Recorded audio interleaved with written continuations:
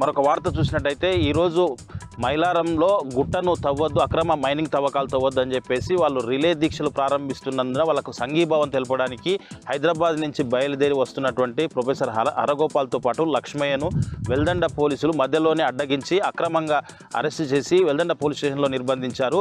ఇదంతా కూడా దుర్మార్గమైనటువంటి చర్య అని చెప్పేసి, ఎవరైతే ప్రజలకు ప్రకృతికి అనుబంధం ఉంటుందని చెప్పేసి వాళ్లకు మద్దతు పలికేందుకు ఆ తవ్వకాలు జరపొద్దని చెప్పేసి వాళ్ళకు మద్దతుగా నిలిచేందుకు వెళ్తున్నటువంటి తమను అక్రమ అరెస్టులు చేయడం ప్రభుత్వ దహన నీతికి ఇది నిదర్శనం అని చెప్పేసి కూడా ప్రొఫెసర్ హరగోపాల్ చెప్పినటువంటి పరిస్థితి కనిపించింది. మొత్తంగా చూసినట్టయితే ఇలాంటి ప్రకృతి సహసిద్ధమైనటువంటి వనరులను దోచుకెళ్తే చూస్తూ ఊరుకోమని చెప్పేసి, గ్రామస్తులకు అండగా నిలుస్తామని చెప్పేసి కూడా ప్రొఫెసర్ హరగోపాల్ వాళ్ళకు పూర్తి మద్దతు తెలపడంతో పాటు ప్రభుత్వం చేస్తున్నటువంటి చర్యలను తీవ్రంగా ఖండించినటువంటి పరిస్థితి వెల్దండ పోలీస్ స్టేషన్లో కనిపించింది. మరొక వార్త చూసినట్టయితే ఉదయం నుంచి కూడా మైలారం గ్రామంలో ఉద్రిక్త పరిస్థితి నెలకొనడం పట్ల మాజీ ఎమ్మెల్యే గువ్వల బాలరాజు ప్రభుత్వంపై మండిపడ్డారు.